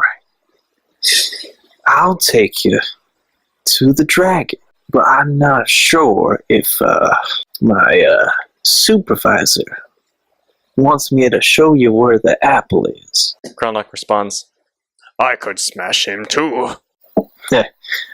I'd like to see you try. But okay, I'll take you to him. Once you get your dragon, since you so kindly asked. And he kind of like has this huge sigh and just sort of he's kind of like stumbling on his feet and he kind of like walks out the room behind you and you kind of follow. And I'm surprised he's so chill considering I just bashed him in the head with 16 damage in one hit. he kind of walks down. Actually, roll for insight. Okay.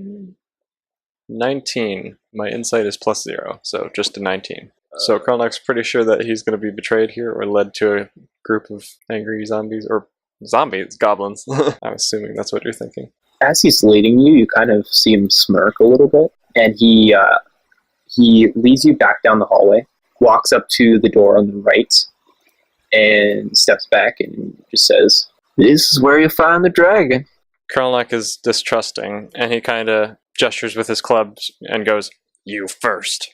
If you insist. And he just knocks on the door and then opens it slowly.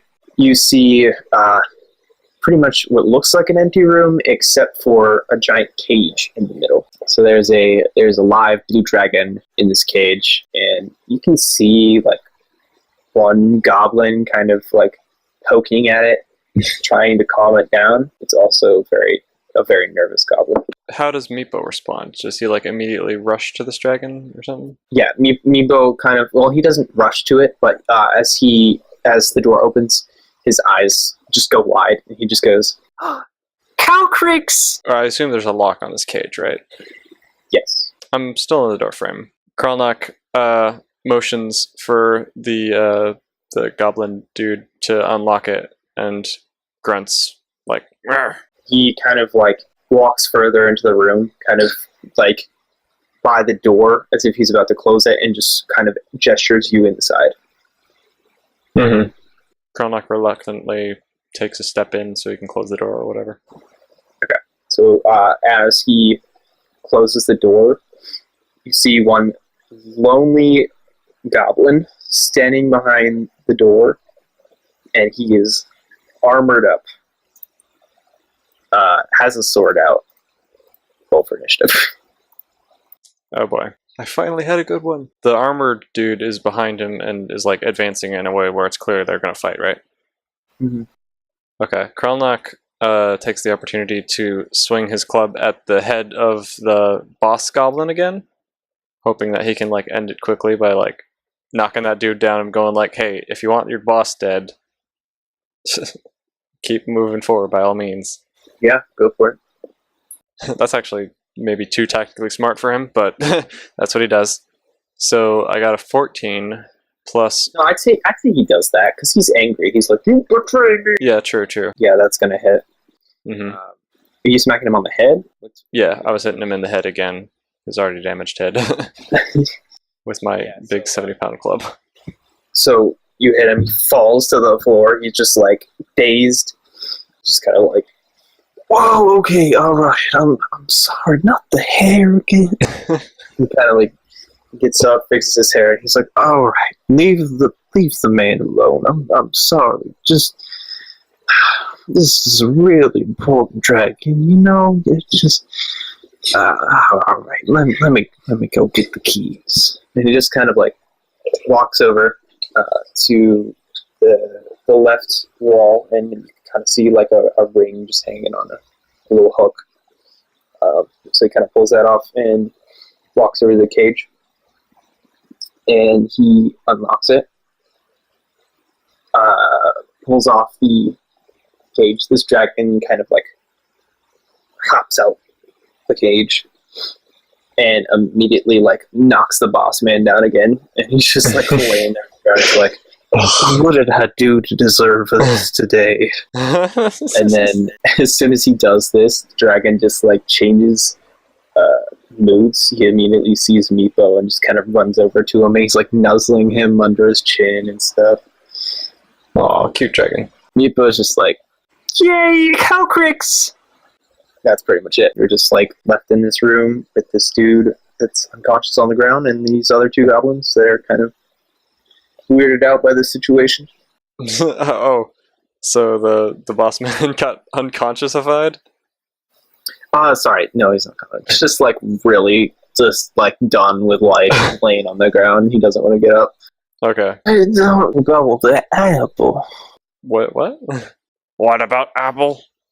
You said that you won't know about where the apple is. It's very nice of him to remind me about that. I figured that like he wasn't going to help with the apple, considering we just brutalized him. I would also like to point out that you beat the out of him, and he's just like, all right, I gotta make this worth it. So maybe he has motivations. Okay. Big green neon signs happening. Krelnok walks back to him and goes, "Speak." Well, I'm not sure with all this beating I've taken that I can remember where this area is, but I'm sure that Jerry over here could help you out. And then the nervous goblin that you saw before poking the dragon kind of like drops his stick, and he's like, "Oh, yeah, I guess so." He starts just kind of like strolling out the room. Krelnok holds out his fist menacingly, just like, don't try anything else funny, and then like kind of pieces out, that kind of thing, and then walks out of the room. And then as you're walking out the room, Miko kind of walks out with the dragon. Somehow he has him on a leash. He like brought a leash. He had it in his pocket. Mm-hmm. And he just kind of looks up at you, and he's like, "Meepo has to go now." Krelnok nods to him. Wait, so remind me again, like what happened with the lady? She said like if I brought back the dragon for her something. Back the dragon, she was going to give you a reward, and it's just treasure. So it's not the apple. It doesn't have anything to do with the apple, and that's not what she promised. All right. Okay. All right. So so Krelnok really doesn't care, and he's like, okay, yeah, you guys can go. He just kind of nods and waves to Meepo and the dragon, and they just go. Like I know that exists. I just am trying to finish this up like extra cool. Well, yeah, but I'm just saying I think it fits with his motivation anyway, because if she didn't mention that she was going to help with the thing or whatever, this was just kind of a bonus thing. Krelnok's just trying to find the apple. He doesn't care much about Meepo or this dragon he just helped with. He's just trying to get the apple. Don't care about Meepo, alright. Not really. He was kind of annoying, Krelnok, to be honest. Like, they had similar intelligence, but like... Krelnok's fine. He doesn't mind. I don't know what's worse, if that's like an insult to Krelnok or Meepo. Both, honestly. I'm just saying this is what Krelnok thinks. I'm not saying I agree with it. Alright, so Krelnok's now following Jerry, and Meepo and the dragon kind of went off on their merry way. Does Krelnok have any food, by the way? Because like after resting for a while and after being down here for however long, does he need to eat or anything? Don't ever worry about food. Like, unless you want to do something specific with food, like juggle it, we're not going to worry about food. Okay. Like, I'm not going to say, okay, time for you to eat. You are feeling hungry. Like, I don't want to keep track of that. I think it's just annoying. But, you know, I use rest as, like, an excuse to heal. Mm-hmm. Yeah, so you're following after Jerry. Walks back down the hallway a little bit. He's going to, like, walk up to a brick that's kind of, like, sticking out just a little bit. And he like pushes it in, and in front of you a doorway opens from the wall, and then he kind of walks down some stairs. So these stairs open up into a very deep chasm, and all that you see below you is a giant tree. So you are, you're making your way down these stairs. Walking fast. And it's pretty deep. It's pretty steep on these stairs, so a dex check.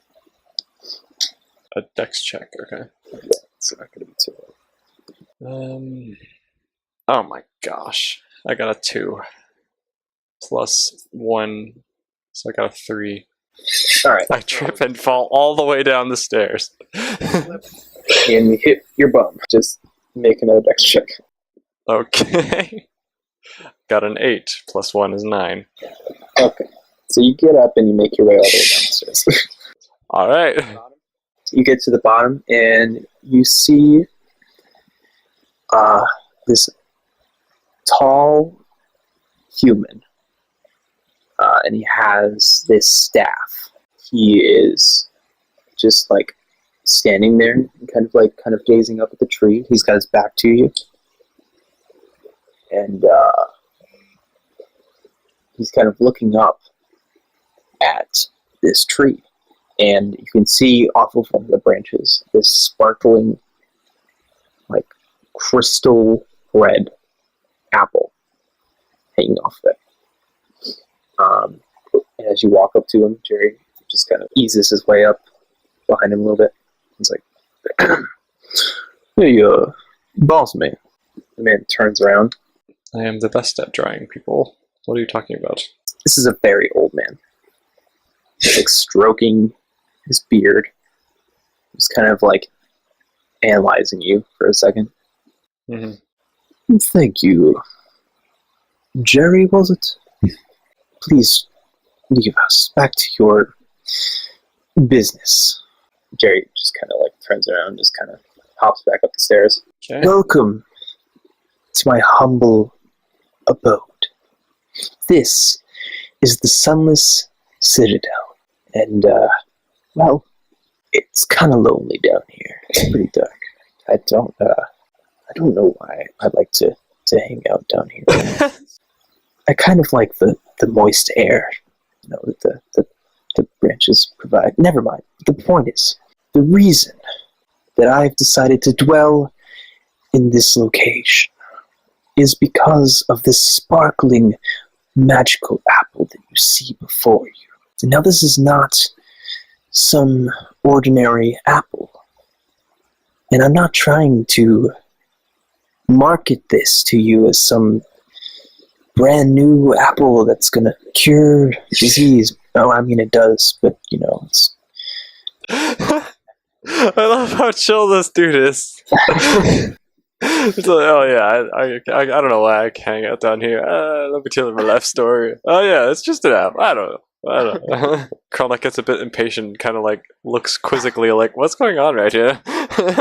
This is my life's work. This apple is magical, and these goblins, they give me a penny for it. It's not an actual penny, but You live underground. What do you need pennies for? It's okay. Look, it's more than a penny. It's worth so much to me in gold, and I also, like the goblins, plant the seeds of disastrous chaos among the earth. I'm not sure that the villagers up there have had to deal with them yet, but I'm sure they'll have to at some point if those things will ever attack the villagers. Anyway, what are you doing here exactly? Krelnok kind of points at the apple with his club, like that, obviously. So you want the apple? Friend sick. Need apple. Ah, so you need this apple. You don't just want it. Yes. That's quite unfortunate, my friend, but this apple only grows once every midsummer, and I need it to increase my profits. You see, I run a business here, and, well, you're ruining it. I come far. Friend sick. Please. Roll me persuasion. 11. Please? Yeah. Oh, sorry to interrupt you there. I have good manners. That's all that you have to say? That's not quite enough.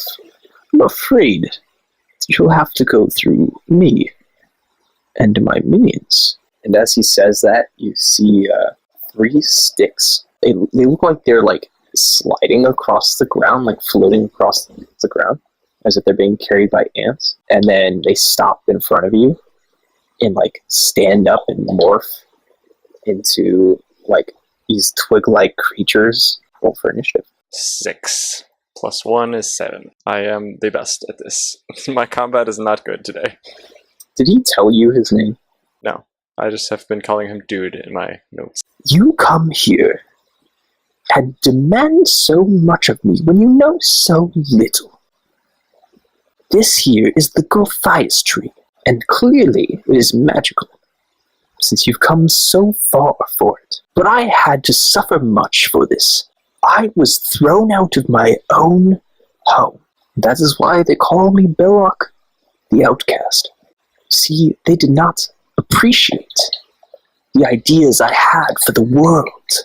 Let's see if I can convince you. So does that mean he wants to talk about his ideas? No, he's gonna Oh, he's just gonna fight anyway? Okay. convince you as in, like, kill you. Oh. Yeah. I see. He was so chill, and now he's suddenly like, oh yeah, you're gonna die. You threaten his well-being, so. I didn't do anything. I just said I want the apple. Said you want the apple, and that's his, like, that's all he does. How are you gonna spend that money when you live underground alone? Like, He will one day. okay. He's old. He'll retire. I've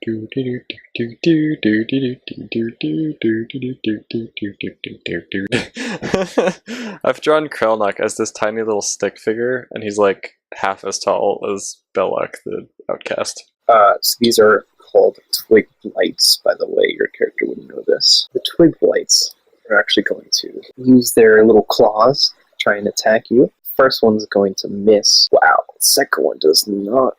Does not miss, does not do anything, does not exist. Oh, sorry. He hits for max damage, which for her is 5. So my health is down to 10. Third one is going to try and claw your face. And he is not tall enough to reach up there, so he's going to miss. Belloc kind of holds his hands in front of him, and you see a flame just appear in his hands. Mm-hmm.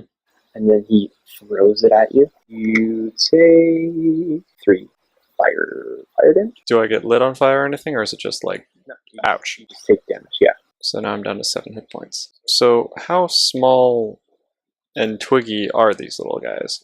So these things are like 1.5 feet tall, maybe. So if I hit them with my club, they'd kind of just go flying, and they wouldn't really break, would they? They're big. They'd break?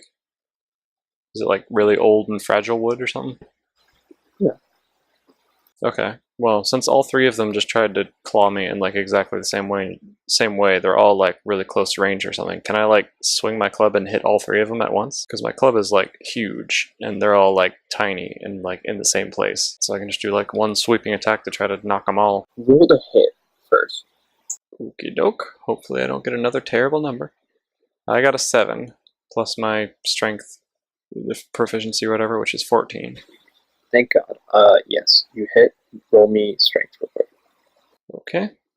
I got a 17 plus my modifier, which is 5. That's a 22. Roll me damage, please. I got a 1, which kind of makes sense because they're like so light that like they just kind of get pinged off and go flying, I guess, but they wouldn't really get killed probably. Okay. You gotta knock them down. Like they're standing up, you kind of knock them down. But I don't knock them away, just down. yeah, okay, you knock them away. Sorry, maybe 5 feet. 5 feet? That's pretty small for hitting a little stick with a big club, unless they're like really small. How thick are they? The thickness of a finger, or bigger than that, less than that? Okay, so I'm sorry, I've been picturing these wrong. Imagine them 2 feet tall, about the denseness of like a 10-year-old. The denseness of a 10-year-old. Like you have a 10-year-old kid in front of you, but he's made out of sticks. So it's like a conglomeration of sticks, not just one stick? Correct. Okay, in that case, so maybe I crunch through a couple twigs and maybe knock some off, but I don't like destroy their core or whatever. Well, what about the magic user? Like if I knock out him, then the magic twigs will probably just die, right? Even if Krelnok doesn't make that assumption, maybe he just would do this anyway.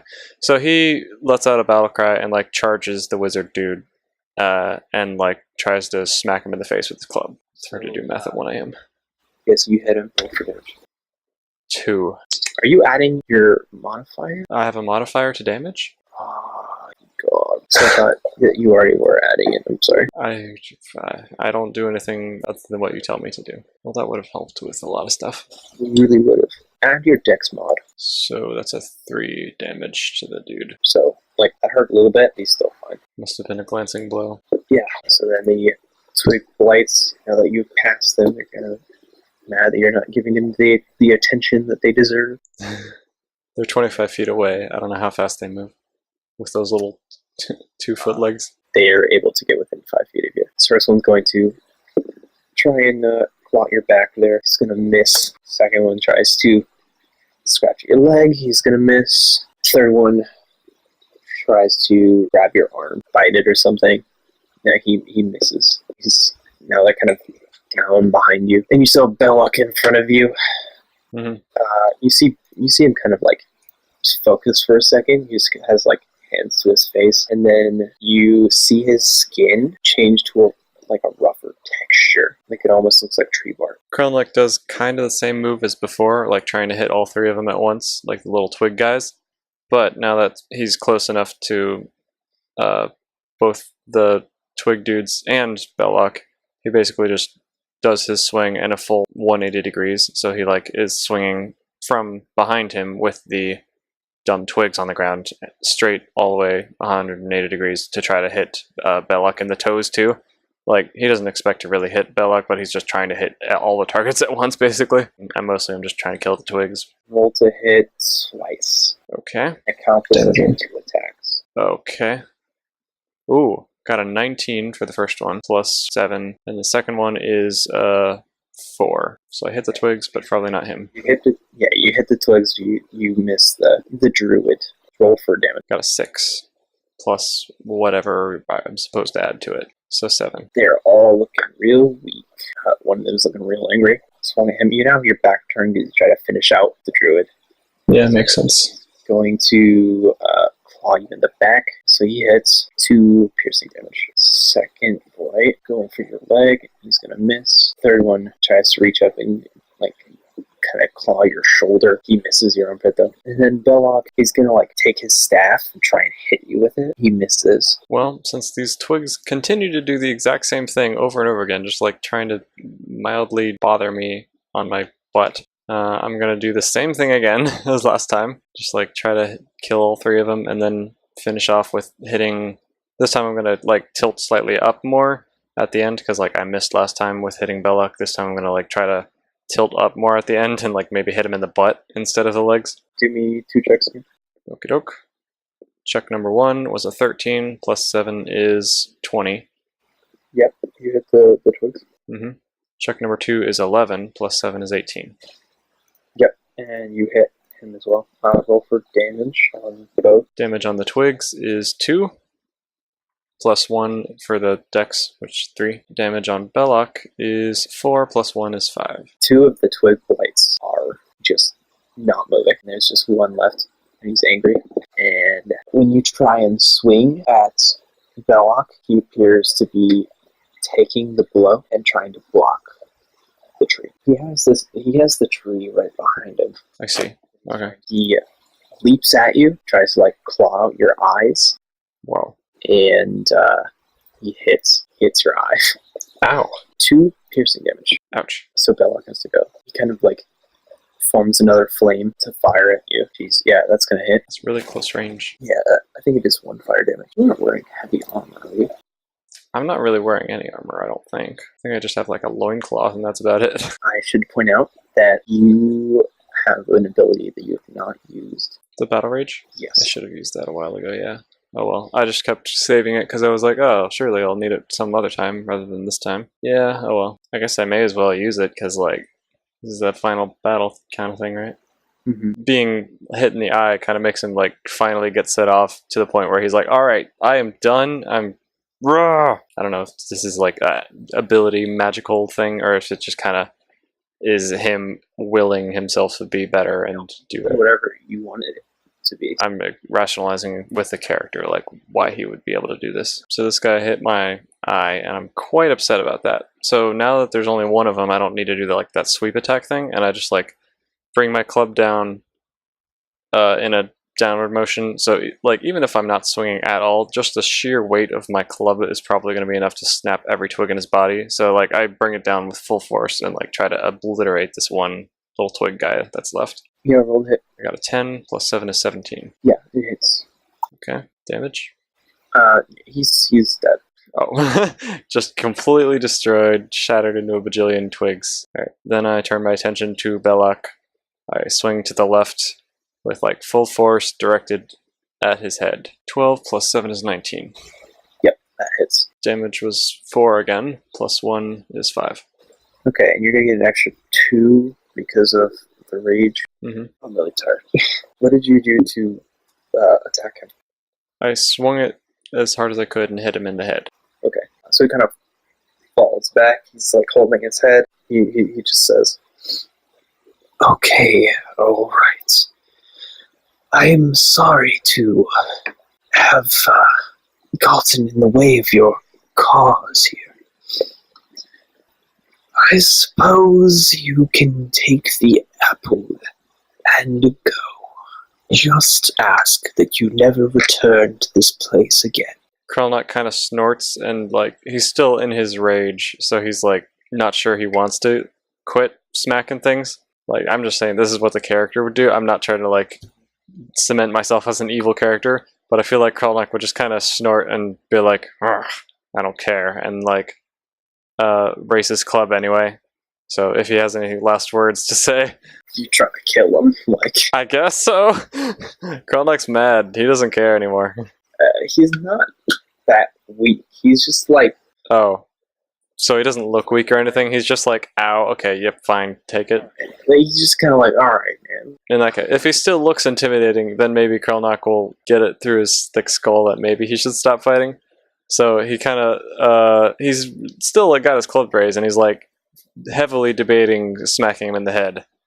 But I'll let you smack him one more time. All right, he smacks him one more time.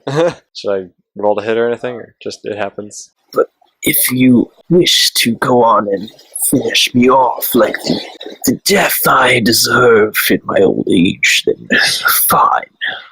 Go on with it. And then you can roll the hit. So I rolled a hit after he says that? Yeah. Sounds like that's the kind of thing like he would say after he already gets hit. Alright, I rolled the hit. I got a 15 plus 7 is 22. Damage. Apparently it was 4 again for like the third time in a row. I keep clicking the generate and it stays the same number. We'll just say that he just dies. Wow. Oh, okay. Alright, well. Krelnok's evil. I mean, a brute or just stupid. I don't know. Something happened there. So Krelnok beats him to death. And he just dies in this next hit. Let me show him falling over with little X eyes. Okay. Krelnok's like, and kind of like gives the body a weak kick, and then swings his club at the base of the tree to knock down the apple. That's like, I assumed it was like up on a high branch, not like easily accessible. Yeah, so you hit it and see it shake back and forth a little bit, and then it kind of falls down to you. Roll me a dex check. I rolled an 11 plus 1 on my dex. Reach out your hands and catch it. You said it was like a crystal apple kind of thing, right? Right. So it's not like a fruit kind of apple. It's like a rock kind of thing, right? No, it is. It just looks like a glowing crystal, but it is edible. Mm-hmm. So it can't like shatter and like be lost and have Krelnok sad that he can't use it, right? Correct. Okay. You pocket the apple, put it in your sack there, and you just kind of leave the citadel. You find your way out. You return to the village, and did I ever mention the name of the town? Oakhurst. Oakhurst. You wander back to the town of Oakhurst. Wander into the bar, and you find a sign for a local monster hunters guild. And you decide to go off, taking the flyer, of course, and go to this guild and see what it's all about. And that is the end of the one shot. Cool. So no mention of the whole reason I was trying to get the apple? So, like, if you can edit that out. Wait, so this is supposed to be a secret from... Yeah, so this is your secret for your character. Oh, cool. Alright, man. Well, thanks. It was fun. What will Krelnok do next? What will happen when he reaches the guild with monster hunters? Follow Krelnok as he attempts to be the best at smashing things like no one ever was. Ah, no, save changes, go away. Anyway, thank you all very much for watching, and we'll see you in the next episode. Be sure to tune into the live streams where we do more Dungeons and Dragons.